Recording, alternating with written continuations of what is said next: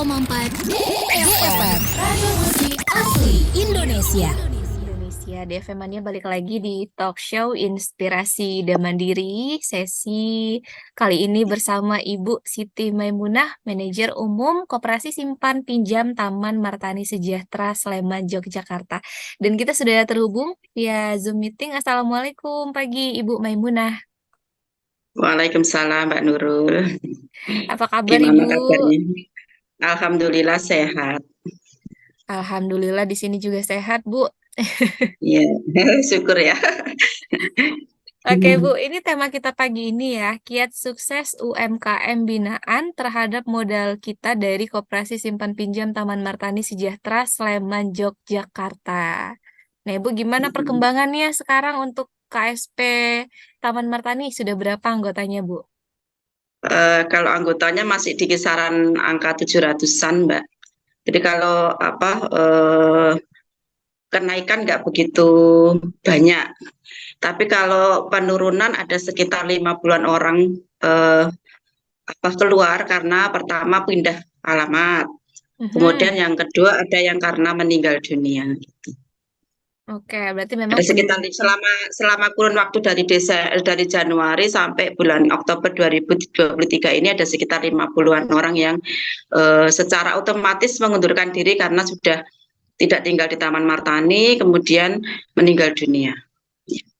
karena memang persyaratannya harus warga setempat ya, Bu ya. Iya, betul.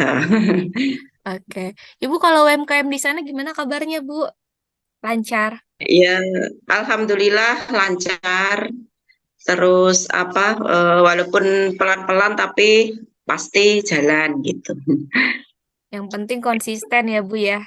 Iya, nggak mengharapkan yang langsung dapat banyak dulu, tapi sedikit-sedikit mulai berjalan dengan baik Oke. gitu. Kalau musim kering sekarang, Bu, ada ngaruh nggak sama UMKM di sana?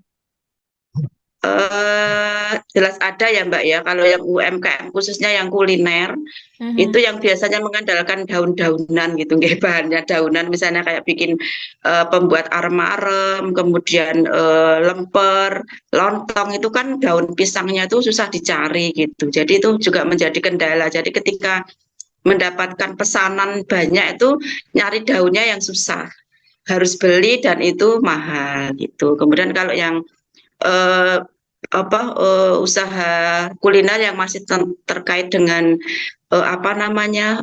kaitannya dengan inilah Mbak, sayuran itu semua masih serba mahal. Hmm. Cabai mahal, kemudian berasnya juga mahal. Jadi ada kendala-kendala di sini.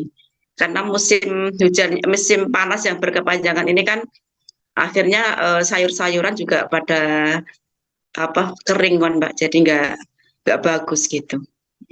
Ya, otomatis mungkin hasil panennya berkurang ya, Bu ya, nggak seperti Iya, biasanya. cepat berkurang. Jadi bahan pokoknya jadi mahal gitu. Oke, baik. Ibu kalau UMKM yang lain berjalan lancar? Lancar kalau yang usahanya kulinernya kuliner berupa minuman gitu laku Mbak. Kayak jualan es gitu, es kelapa muda atau es apapun itu laku. Jadi gayeng gitu ya. Terus kalau yang usaha-usaha lain itu rata-rata stabil sih, nggak pengaruh karena musim, misalnya ke jasa bengkel, jasa salon itu juga nggak ngaruh kalau ada musim panas kayak gini. Tapi Ya, yang di paling. kuliner kayaknya sih ngerasa gitu, ngerasa ada efeknya gitu. Tapi Bu, biasanya kalau misalkan ada kenaikan harga atau kelangkaan barang, itu berarti kan bahan-bahannya ya Bu ya, karena kekeringan. Iya. Itu biasa solusinya gimana sih Bu? Apakah menaikkan harga atau gimana? Mm. Oh, kalau harga biasanya tetap Mbak, harga tetap tapi hanya mungkin jumlah porsinya itu agak dikurangi dikit. Kalau Kalau harga tetap. misalnya tapi agak diperkecil atau agak dikurangi gitu porsinya. Kalau harga tetap Baik. Kalau dari koperasi Bu, untuk pendampingan untuk UMKM masih berjalan. masih, karena kalau nggak dikasih pendampingan itu kan kadang-kadang juga UMKM-nya kayak semacam ayam tanpa induknya ya Mbak ya. Nanti Iya. jalannya juga nggak ini. Jadi tetap kita konsisten untuk selalu mendampingi mereka agar perjalanan mereka berusaha itu bisa stabil gitu. Bentuk pendampingannya seperti apa, Ibu? Ya, yang jelas dari sisi permodalan Hmm, kita kasih permodalan tetap kita memberikan apa yang mereka butuhkan. Jadi misalnya kebutuhan mereka untuk permodalan itu 5 juta, terus kemudian kita lihat, kita analisa bahwa pendapatan mereka untuk ngangsur itu ya mencukupi untuk pinjaman 5 juta tetap kita kasihkan. Jadi tidak memakai istilahnya oh nggak usah dikasih banyak-banyak hanya usahanya kecil tuh enggak, tapi kalau ketika mereka butuhnya segitu kita kasihkan sesuai kebutuhannya ya Mbak ya. Jadi kita enggak kasih batasan gitu. Kemudian kalau dalam hal pendampingan berikutnya ya kita apa namanya kita bantu untuk dalam pemasarannya. Kemudian kita ajak mereka dalam pameran-pameran gitu. ya intinya dari koperasi tetap mendampingi ya, Bu ya. Iya, iya. Jadi menjadikan mereka itu tetap sebagai sahabat kita gitu. Sahabat itu kan apa namanya ketika mereka punya masalah, kita akan cepat-cepat lari ke kita dan kita berusaha untuk bagaimana cara memberikan solusi agar UMKM-nya itu tetap bisa berjalan. Menurut Ibu Maimunah, biasanya dari start awal usaha UMKM sampai dengan bisa menjadi mandiri, gitu kan, bisa promosi sendiri, bisa produksi Mm-mm. sendiri, itu berapa lama sih Bu biasanya pendampingan yang dibutuhkan dari koperasi? Kalau pendampingan itu terus ya Mbak ya dari awal dia pinjam sampai seterusnya. Seterusnya sampai mereka selama menjadi anggota koperasi tetap kita dampingi. Karena kan selama mereka jadi anggota koperasi dan mengakses pinjaman itu kan mereka juga wajib ngangsur ya. Kalau nggak kita dampingi mereka bisa-bisa jadi lupa lupa ngangsur maksudnya gitu loh. Jadi tetap kita dampingi sampai mereka bisa menyelesaikan tugas-tugasnya. Ibu-ibu, kalau misalnya sampai mandiri, berarti yang semuanya sekarang itu mandiri ya Bu ya? Ya Sudah udah bisa mandiri? dibilang ya sudah dia sudah kadang-kadang malah pinjamnya sudah semakin mengecil berarti mereka sudah bisa memenuhi kebutuhannya sendiri. Kebutuhan permodalannya maksudnya. Oke, oh berarti indikatornya itu ketika memang kebutuhan permodalannya mengecil, itu berarti sudah Iya, bisa iya, disimpulkan mereka sudah iya, mulai mandiri begitu ya Bu ya. iya betul. Tapi kalau Malah misalkan bahkan ada yang sudah tidak pinjam lagi, dia hanya menjadi anggota koperasi yang hanya sekedar menabung, tidak lagi mengakses pinjaman karena sudah merasa cukup gitu. Dari hasil dia jualan itu sudah cukup gitu. oh dari yang tadinya pinjam jadi simpan gitu ya Iya, Bu ya. iya, iya. Oke, Ibu nih kalau kendala-kendala yang Ibu lihat dari yang dihadapi UMKM sekarang tuh apa sih Bu? Kan kalau tadi misalkan bahan baku mungkin karena cuaca atau musim yang Iya. berkepanjangan. Selain itu apa lagi Bu? Kalau dari sisi internal penggiat UMKM? Kalau kendala itu kadang-kadang teman-teman kita kan terbatas ya waktunya ya Mbak ya. Kita Mhm. teman-teman di tim di koperasi itu juga punya kegiatan-kegiatan di tempat yang lain gitu. Jadi kadang-kadang untuk berputar kadang waktunya juga seringnya sampai istilah Jawanya itu uyel-uyelan gitu ya sampai mau membagi waktunya yang apa kadang-kadang kita sering kesulitan kalau pas acara berbarengan. Kendalanya dari situ aja sih Mbak. Kalau yang lain-lainnya nggak ada. Berarti dari manajemen waktu ya Bu ya. Iya.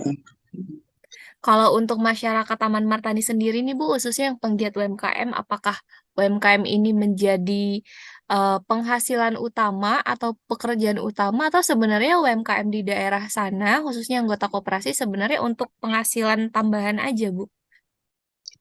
Sebagian besar hanya sebagai penghasilan tambahan. Hmm, Biasanya pegiat UMKM-nya itu kan si istri ya. Sementara iya. suaminya sudah punya pekerjaan pokok gitu, pekerjaan yang yang bisa mencukupi kebutuhan keluarganya. Tapi sebagai istri kan dia mau ngasih tambahan gitu. Jadi biasanya itu sebagai sambilan aja. Bagi si suami itu sebagai sambilan, tapi bagi istri itu pokoknya gitu loh. Gimana Mbak Oh, menyimpulkan? berarti sebenarnya Jadi dalam dia inginnya si istri juga pengen punya kegiatan gitu ya. Jadi nggak tergantung sama suami. Jadi mereka membuka usaha gitu. Padahal dia dari sisi suaminya juga dia sebenarnya sudah bekerja gitu. Tapi ada juga sih yang menjadi pekerjaan utama. Jadi suami istri memang melakukan kegiatan UMKM bersama-sama. Dan itu menjadi menjadi sumber utama untuk memenuhi kebutuhan pokoknya gitu. Oke, jadi sebenarnya ada yang bukan satu-satunya sumber penghasilan begitu Ya, ya, Bu ya? ya, ya. Kalau untuk homestay gimana, Bu, di sana masih berjalan? Homestay alhamdulillah masih berjalan, yang jalan ya. Ada Mm-mm. juga yang enggak sih.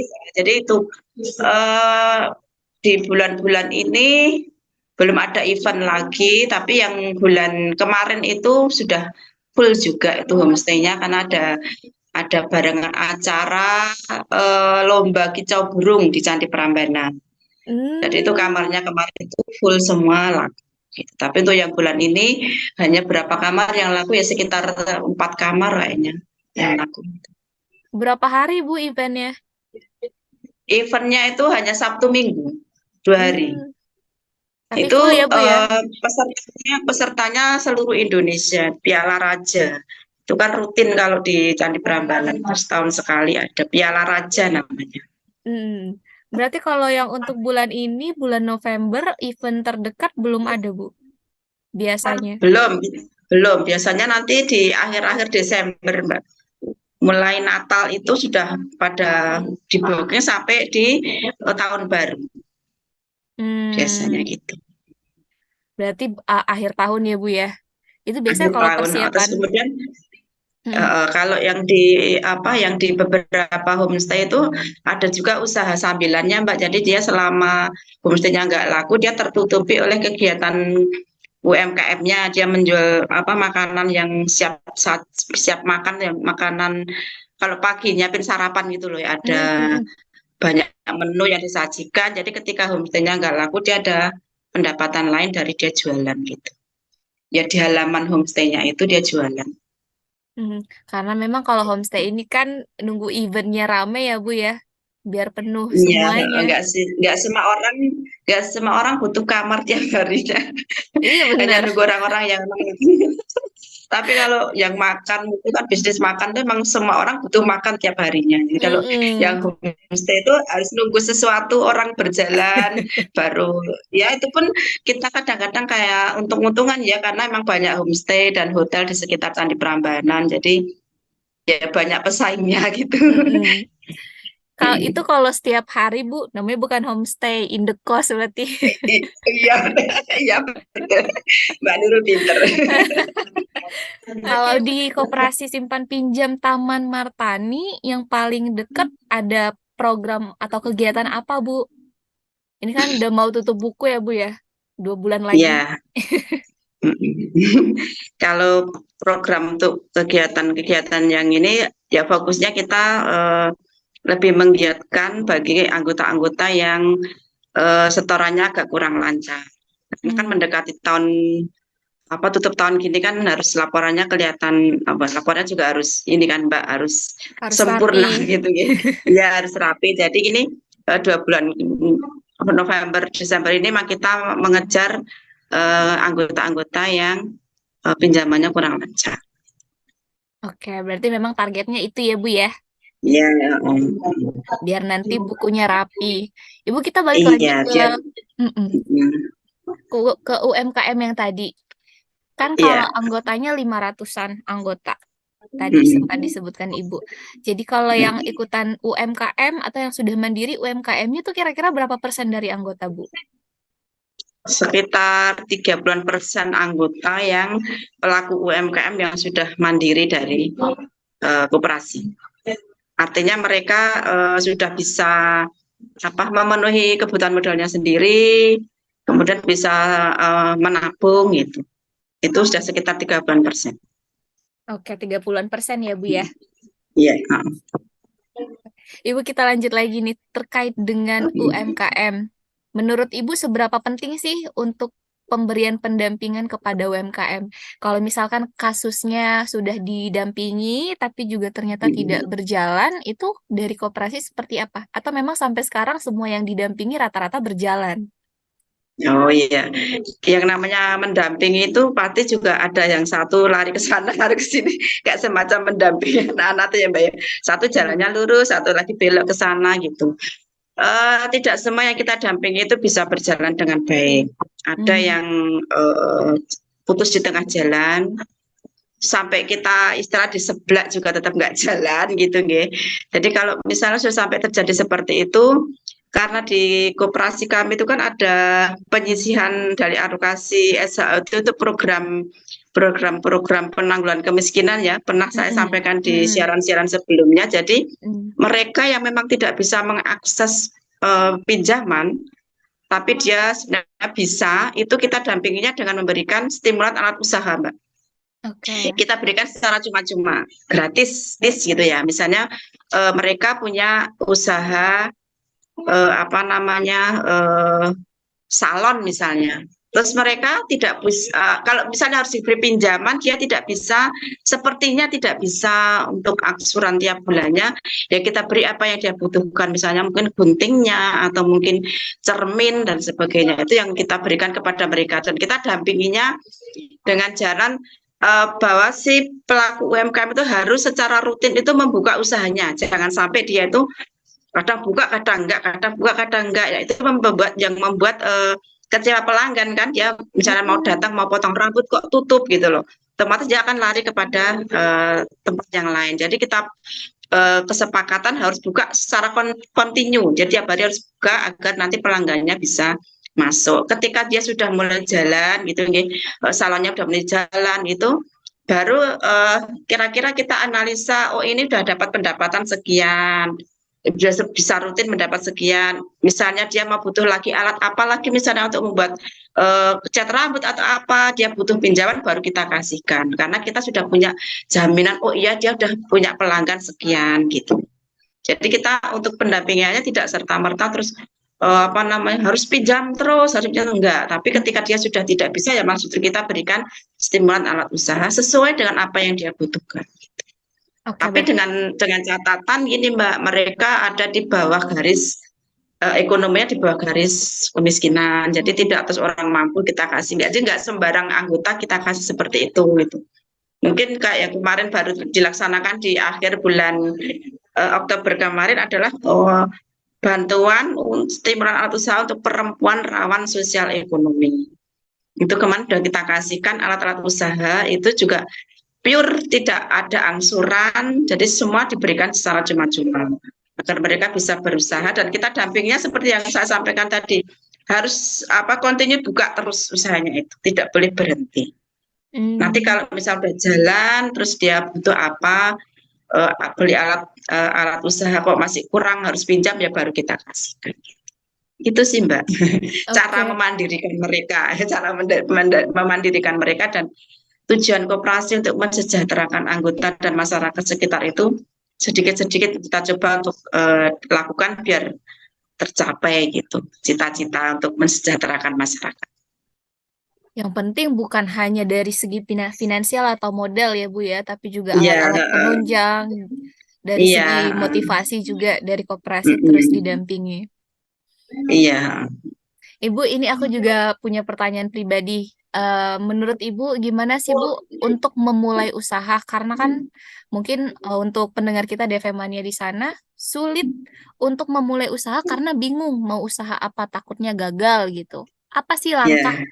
tepat yang harus kita ambil nih? Misalnya Nurul mau buka usaha, apakah kemudian Nurul harus Mm-mm, tergabung di koperasi atau mungkin seperti mm-mm. apa? Kalau mau memulai usaha itu yang jelas saya itu bisanya apa toh gitu. Harus Hmm. harus dilihat dulu kemampuan kita itu apa gitu. Kan harus melihat, kalau jangan sampai kita latah ya. Oh, itu di sana kok ada yang jualan apa ya misalnya es degan misalnya. Kok itu bisa laku ya. Terus kita ikut-ikutan jualan degan padahal kita secara secara apa ya Mbak ya. Kemampuan nggak bisa misalnya untuk apa mukul apa mengupas kelapanya itu ternyata tidak segampang yang dia lakukan Hmm. gitu kan. Jadi kalau kita nggak mampu untuk melakukan seperti yang mereka lakukan, jangan kita mencoba untuk bisa apa coba-coba lah. Tapi ketika kita bisa, oh saya bisanya kayaknya bikin soto misalnya, ya cobalah kita memulai dengan jualan soto itu. pertama yang kita lakukan jangan langsung merasa bahwa apa yang saya masak soto ini adalah yang paling enak, misalnya jangan. Tapi kita ketika kita masak kita harus coba dengan ke teman-teman icipin dulu gitu loh ya.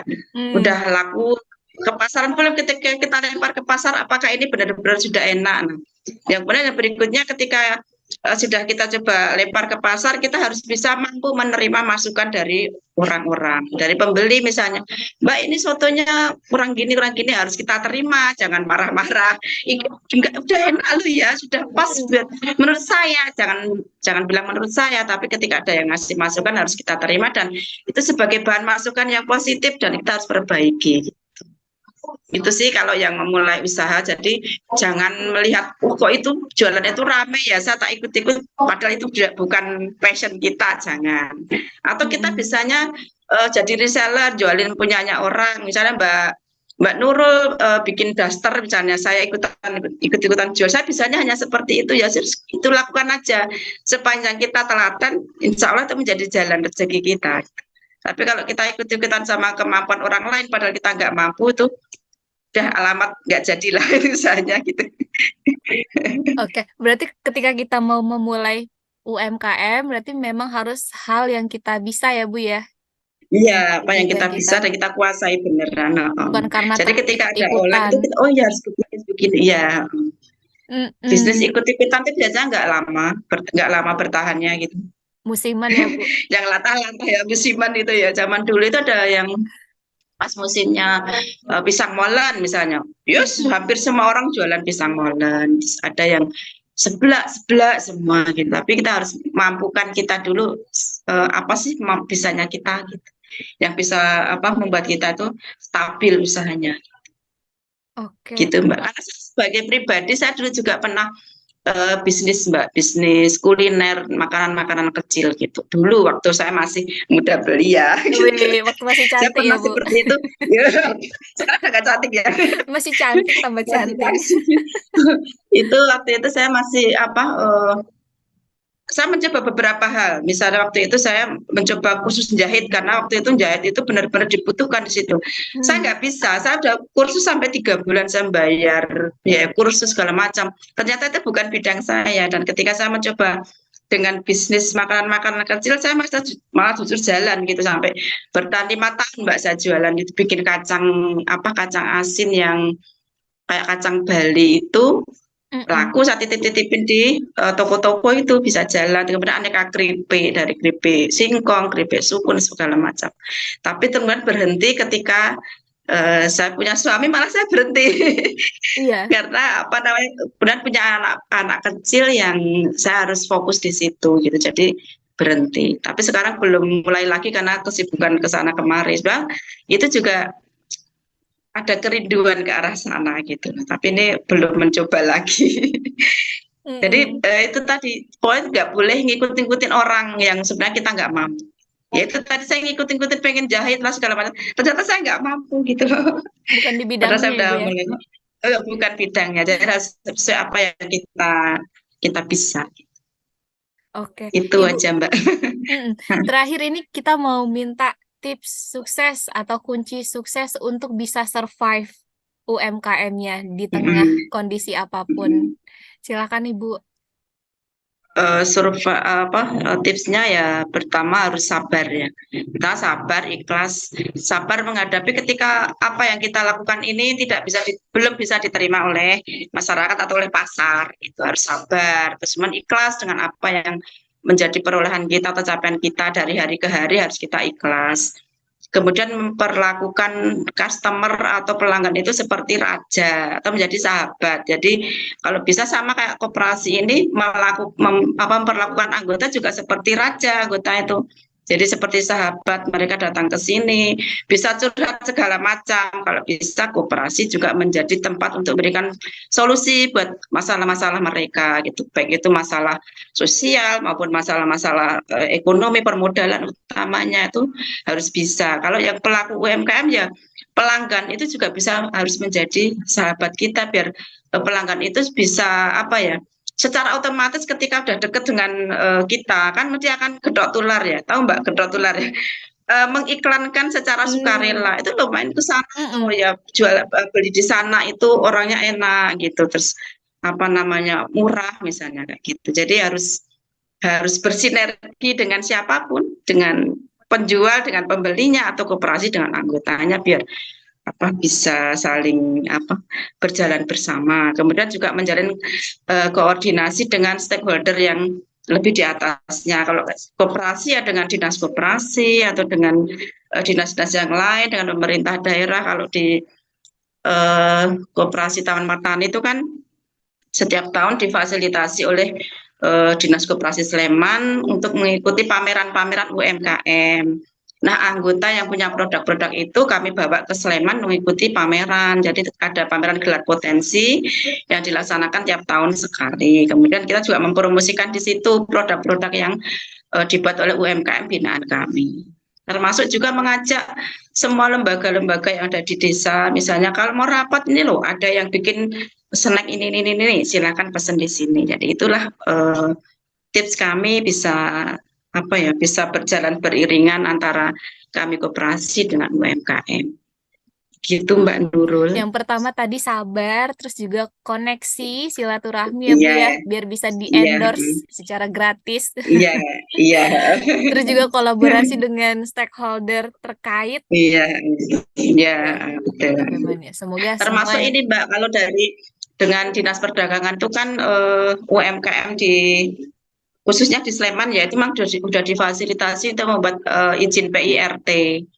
Terus Mm-mm. kemudian ada izin yang itulah halal. Itu juga sudah difasilitasi oleh Dinas Koperasi dan Perdagangan itu secara gratis. Oke, Jadi jadi ya emang udah dimanjakan. Nah kalau UMKM kemudian mengeluh gini-gini sebenarnya udah nggak saatnya kalau untuk yang di Sleman ya karena dari dinas terkait sudah membuat kemudahan untuk izin-izinnya gitu. semua sudah Itu Mbak. difasilitasi ya Bu ya dan Iya, dipermudah. iya, iya. Tinggal masyarakatnya aja nih bergerak Ya, dan mau. tergantung masyarakat itu UMKM-nya bagaimana memanage hati untuk tidak mengeluh. Benar Nggak boleh banget. mengeluh ya, harus memanage hati untuk tidak mengeluh apapun yang kita dapat capaian hari ini ya harus kita syukuri. Kok sekarang sedikit ya, ya berdoa mudah-mudahan hari depan banyak hasilnya gitu. Namanya juga usaha ya Bu ya, kadang naik, naik Iya, kadang turun. iya, Oke, Ibu Maimunah, Manajer Umum KSP Taman iya, Martani Sejahtera Sleman, Yogyakarta. Ibu nggak terasa waktunya udah mau jam 10 nih, Bu. iya. Terima Terima kasih kasih Mbak Nurul untuk banyak. kesempatannya. Iya, Ya, Bu, terima kasih banyak juga untuk waktunya ya, Bu ya. iya, iya. Hari ini balik lagi bertugas ya, Bu ya. Iya, Mbak. Mau Ikut keliling sini main. main. Enggak, Pengen. ini di kantor aja. Nanti kalau ada kesempatan ya, Bu ya. Iya, iya, siap. Untuk DFM Mania juga, nanti yang ketinggalan videonya kita post di YouTube kita seperti biasa di 103,4 DFM Jakarta. Jangan lupa di subscribe, like, comment, and share juga. Sekali lagi terima kasih untuk Ibu Maimunah. Ya Bu ya, Ya, salam untuk sama-sama. teman-teman di Ya, sana ya Bu ya. baik, terima kasih. Nggih, heeh. Oke Salam deh, sehat untuk semuanya juga ya. siap. Akhirnya Nurul yang bertugas beserta kru dan Ibu Maimunah pamit. Wassalamualaikum warahmatullahi wabarakatuh.